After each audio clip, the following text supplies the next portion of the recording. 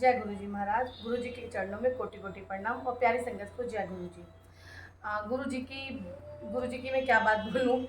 आज मैं अपने अनुभव बता रही हूँ कि पहले मैं सोचती थी कि मेरे मतलब जैसे अनमैरिड टाइम का हिसाब किताब मेरा कितना अलग था। मेरे को कोई टेंशन नहीं थी, बस स्कूल जाना था, कॉलेज जाना था और फ्रेंड्स के संग वो था। मुझे घर के बारे में कुछ नहीं पता था।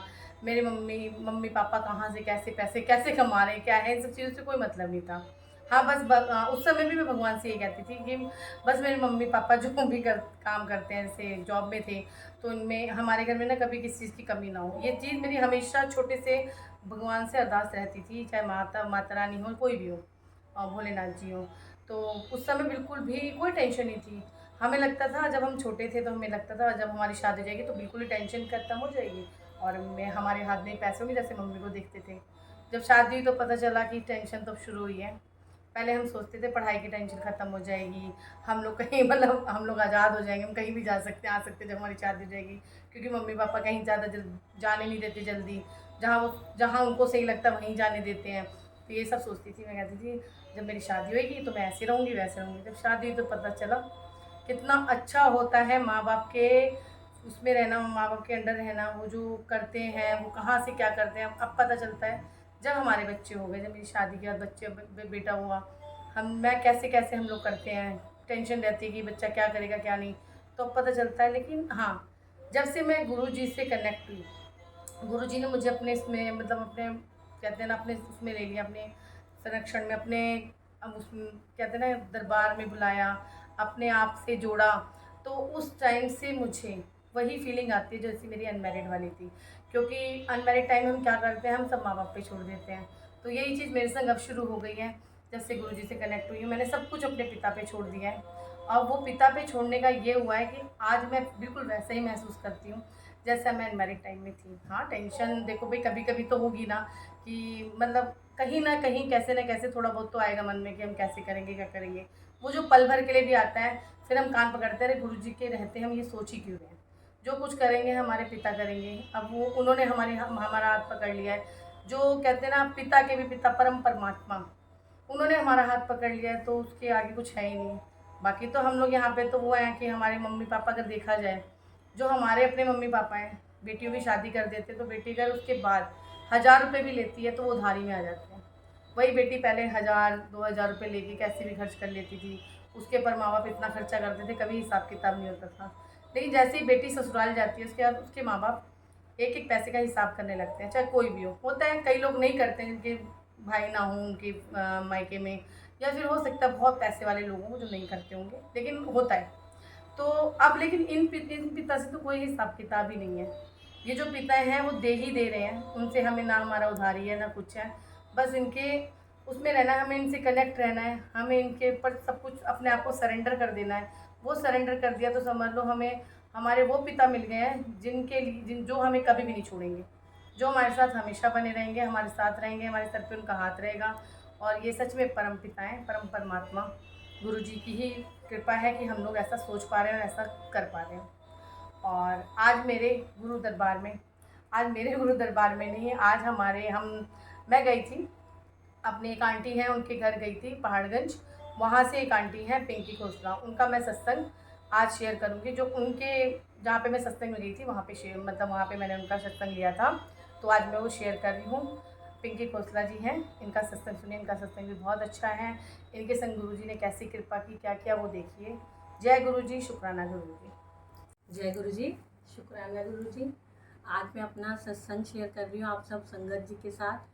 और पहले तो शुक्राना गुरु जी का, हर पल पल पल शुक्राना जो मुझे ये मौका मिला कि मैं अपना सत्संग आप सबके साथ शेयर कर पाऊँ, क्योंकि ये मेरी लाइफ का सबसे बड़ा सत्संग है। और मैं गुरु जी के साथ 2014 में जुड़ी, तो मेरे साथ कुछ ना कुछ ऐसा होता रहा कि गुरु जी के साथ वो कनेक्शन बनता रहा। पर फिर ये तब का सत्संग है जब मेरे हस्बैंड को स्पाइन की दिक्कत थी। और 4 साल से मैंने जिद अड़ी हुई थी कि मैंने उनका स्पाइन का ऑपरेशन नहीं कराना। उसके पीछे ये रीज़न था कि मेरे फादर की बाईपास हुई, मेरे पापा मतलब आईसीयू से बाहर बिल्कुल आ नहीं पाए, और मेरे फादर के साथ मेरा कनेक्शन ऐसा था कि वो मैं बता ही नहीं सकती। उनका जाना मेरी ज़िंदगी में सबसे बड़ा लॉस। पापा चले गए, आईसीयू से बाहर नहीं आए। विद इन 40 डेज़ मेरी मम्मा को कैंसर हो गई। तो मैं उन चीज़ों से इतना डरी हुई थी कि अब मेरे हस्बैंड को कुछ नहीं होना चाहिए गुरुजी। उनको मैं मतलब अब जैसे भी आपको ठीक करना है। पर 4 साल से मैंने जिद अड़ी, मैंने कौन-कौन सी जगह अपने हस्बैंड को नहीं दिखाया। मैंने जहाँ कोई बोलता कि आप यहाँ मालिश करवाओ, यहाँ से ये दवाई कराओ, आयुर्वेदिक सब जैसा-जैसा ट्रीटमेंट है, बस मेरी जिद थी कि मुझे ऑपरेशन नहीं कराना। पर 4 साल में मेरे हस्बैंड की तबीयत इतनी ख़राब होती गई, दिन भर दिन वो बेड रिडन होते गए। मतलब उनको पलटना भी ऐसा हो गया कि मुझे हाथ देना और मुझे उनको पलटना पड़े, ऐसा हो गया। और मैं एक दिन इतना रोई कि गुरुजी मैं इनकी लाइफ ऐसा नहीं चाहती, आप जैसे भी हो इनको ठीक कर दो। आप जो भी करोगे, आप दवाई से ठीक कर सकते हो, आप दवाई से ठीक कर दो। आप अगर ऑपरेट करवा के ठीक कर सकते हो, अजीत को ठीक कर दो, मेरे हस्बैंड का नाम अजीत है, तो उनको ठीक कर दो जैसे भी हो। क्योंकि हमारे घर में और कोई अर्निंग नहीं था, मेरे हस्बैंड ही अर्निंग थे और मेरा छोटा बेटा था और एक मेरा बेटा था। हम डर गए कि अगर कुछ हो गया तो हम क्या ही करेंगे ना। तो जैसे तैसे जाके हमने फिर इतना बड़ा एक उठाया ऑप्शन कि हम हॉस्पिटल जाते हैं और ऑपरेशन के लिए बात करके आते हैं, क्योंकि बेड रिडन हो गई तो क्या ही मेरी लाइफ रहेगी। फिर हम चले गए, हमने डॉक्टर से सारी बात कर ली, हर तरीके से हर अपनी सेटिस्फेक्शन डॉक्टर से भी की कि ये ठीक हो जाएंगे, आप गारंटी दो ये ठीक हो जाएंगे।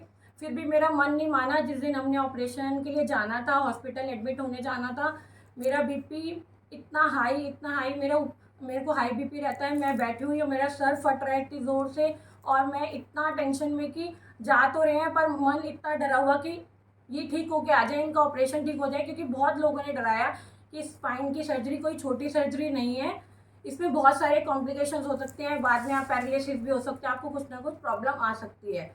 उसी टाइम ना मैं बैठी हुई और गुरुजी का मैंने भी ग्रुप ज्वाइन किया हुआ था अवर गुरुजी करके। तो मुझे वहाँ से ऐसे स्क्रॉल करते करते मुझे एक फ़ोटो आई और उस फ़ोटो से मेरा जो विश्वास इतना बढ़ गया कि अब इनका ऑपरेशन होगा और वो बिल्कुल ठीक होगा। तो वो फ़ोटो भी मैं आपको दिखाऊंगी। वो फ़ोटो देख के ऐसा होगा, आप खुद देखोगे। मैंने कितने सारे आंटी अंकल से पूछा जो गुरुजी के साथ बहुत टाइम से जुड़े हुए हैं कि आंटी आपने ऐसा फ़ोटो देखा कभी? क्योंकि ऐसी फ़ोटो आज तक मैंने भी नहीं देखी कि एक ऑपरेशन थिएटर है, वहाँ पे ऑपरेशन चल रहा है, मरीज लेटा हुआ है, डॉक्टर ऑपरेशन कर रहे हैं और उसके ऊपर शिवजी जी का हाथ है। और वो देख के मुझे ऐसा विश्वास हुआ कि गुरुजी ने मुझे एक इशारा दिया है कि अब इसका ऑपरेशन बिल्कुल ठीक हो जाएगा। तो ये फ़ोटो मैं हमेशा अपने पास रखती हूँ, जिससे मुझे इतना कॉन्फिडेंस रहता है कि गुरुजी मेरे साथ है, हर पल साथ है। तो ये देखो, ये फ़ोटो रहेगी, आप इसे पास से भी देख सकते हैं। ये देखो, ये ऐसे फ़ोटो रहेगी, मैं स्क्रीन पे भी शेयर करवा देंगे, आप देखना। आप सब बताना कि ऐसे फ़ोटो आप सब ने कभी देखी, क्योंकि आप सब भी गुरुजी के संगत हो, आपने भी कभी देखा हो। पर मैंने जितनों से बात करी सब ने बोला हमने नहीं देखी।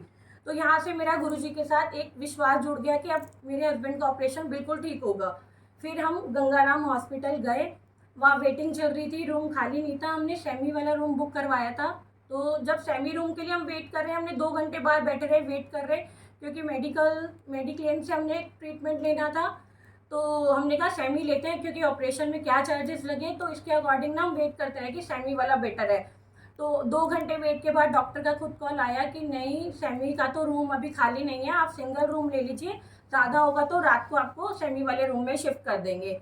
अब इसमें भी गुरुजी की महिमा थी। जैसे हम उस रूम में गए, उस रूम का मैंने नंबर देखा, लास्ट में 7777 नंबर था। तो यहाँ भी मुझे हुआ कि गुरुजी ने ये रूम दिलवाया है, गुरुजी की ब्लेसिंग है, गुरुजी हमारे साथ है। तो मैंने कहा अब भले जेब से भी लग जाए पैसे, रूम तो हम यही वाला लेंगे। तो फिर हम वहाँ गए, तो रूम हमने वही लिया। फिर हमने रूम भी चेंज नहीं किया, हमने वही रूम से मेरे हस्बैंड का ऑपरेशन हुआ। और मतलब 7 to 8 आवर्स की मेरे हस्बैंड का ऑपरेशन चला।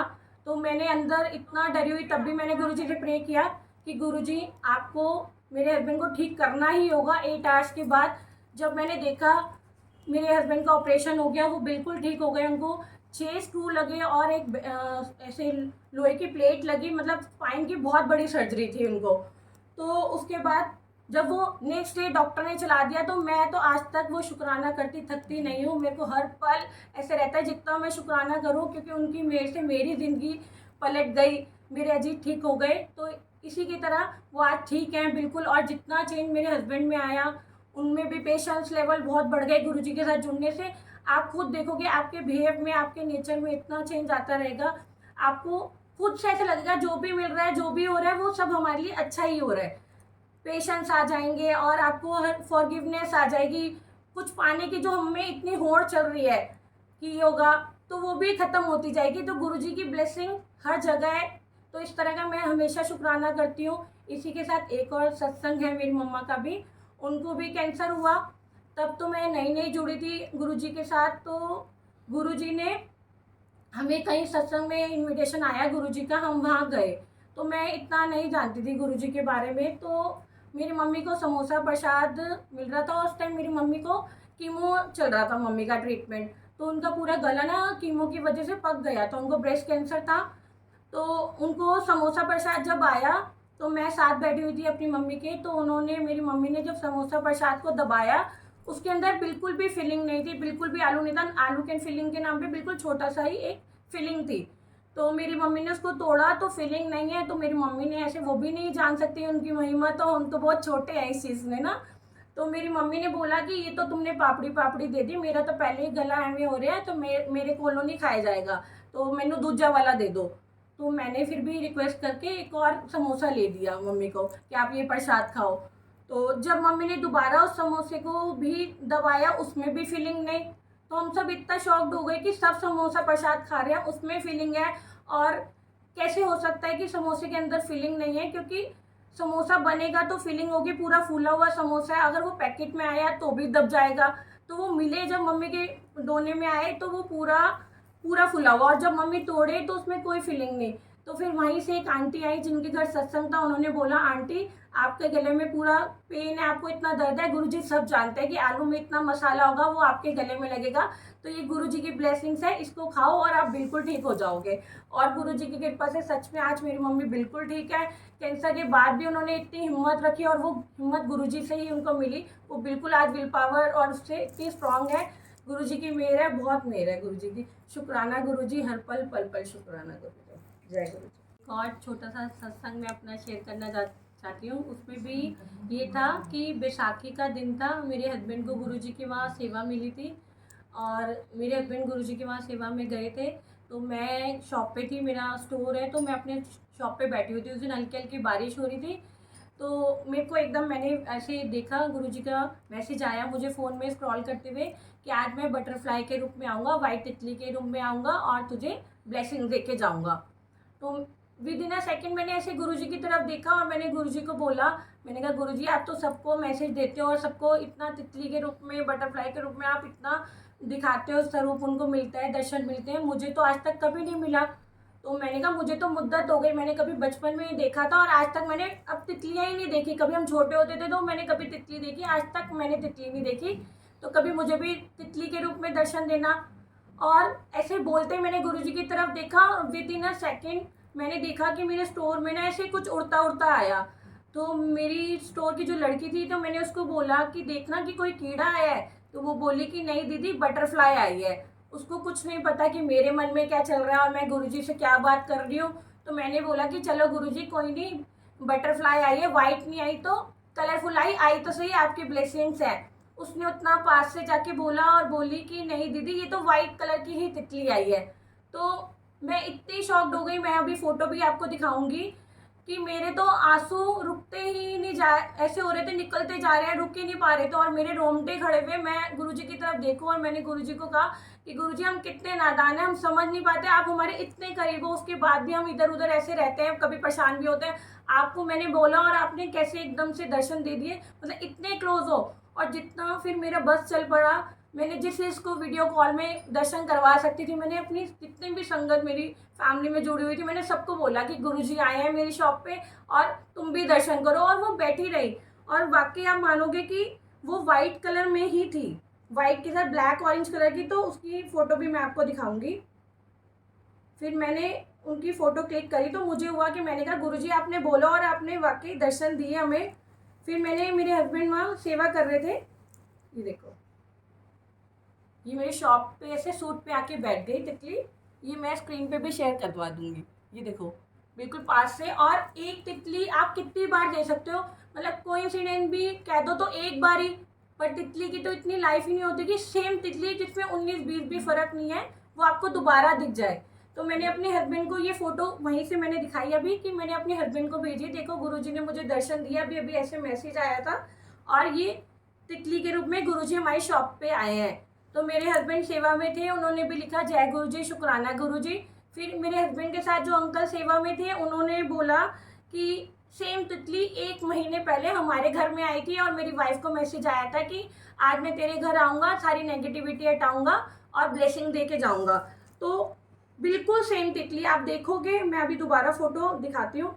ये तो हमारे घर की थी और ये उन सेवादार अंकल के घर की थी जिनके घर वो बटरफ्लाई आके बैठी। उनका घर फरीदाबाद साइड में था और सेम तितली है, बिल्कुल सेम, वाइट, ब्लैक, ऑरेंज, बिल्कुल सेम।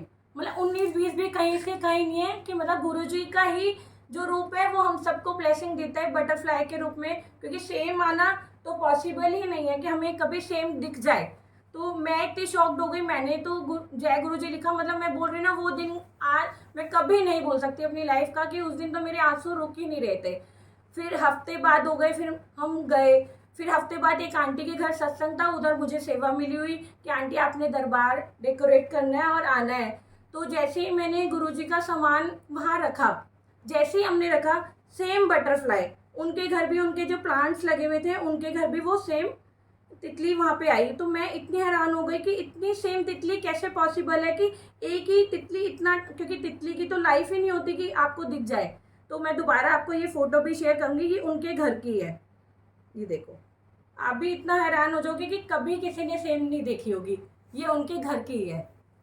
तो सेम मैंने कहा गुरुजी जहाँ आप हो हमें साथ बुलाते रहना, वही सत्संग में वो गुरुजी हमारे साथ रहे बिल्कुल। ये देखो, बिल्कुल आप बिल्कुल फोटोज देखोगे ना, आपको स्क्रीन पे भी शेयर करवाऊंगी, तीनों फोटोज सेम है और सेम 19-20 भी फर्क नहीं है। तो गुरुजी को मतलब बहुत बड़ी मतलब शक्तियाँ, कुछ नहीं, मैं तो कह रही हूँ कि कुछ बोल पाऊँ, पर उन्होंने बहुत रूप में हमें साथ दिया है, बहुत जगह अपने दर्शन दिया है। मतलब जितना भी शुक्राना करूँ कम है, तो हर पल शुक्राना, पल पल शुक्राना। जय गुरुजी, शुक्राना गुरुजी।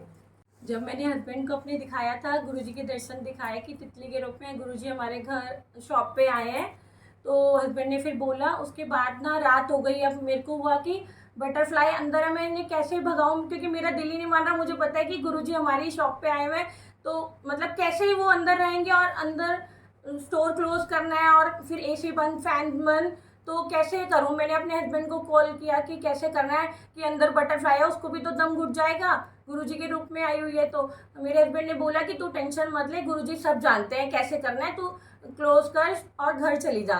तो मैंने शॉप बढ़ाई, जैसे हमारी लड़की बढ़ाती थी दुकान को, तो उसने सारे स्विच ऑफ कर दिए, लाइट्स ऑफ कर दिए, हम चले गए। नेक्स्ट डे संडे का था, तो हमने जब जैसे स्टोर ओपन किया, देखा कि हमेशा की तरह सारी लाइट्स ऑफ रहती हैं, सारे फैन ऑफ रहते हैं, बट एक फैन था जो चलता रहा बिल्कुल। मैं ऐसे शॉक्ड हो गई, जैसे हमने गेट खोला ना, जैसे ही देखा और फैन चल रहा है।